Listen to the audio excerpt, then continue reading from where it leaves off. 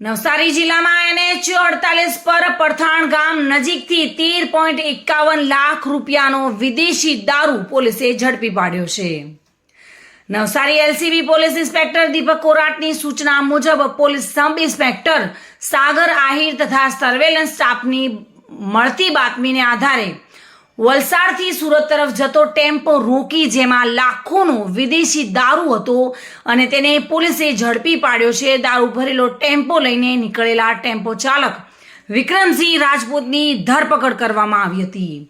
પોલીસે વિદેશી દારૂ સાથે પોલીસે કુલ ટેમ્પા સહિત 23.53 લાખ રૂપિયાનો મુદ્દામાલ કબજે કર્યો છે. LCB પોલીસે પ્રોહિબિશન એક્ટ હેઠળ નવસારી ગ્રામ્ય પોલીસ મથકે ફરિયાદ નોંધી આગળની તપાસ હાથ ધરી છે.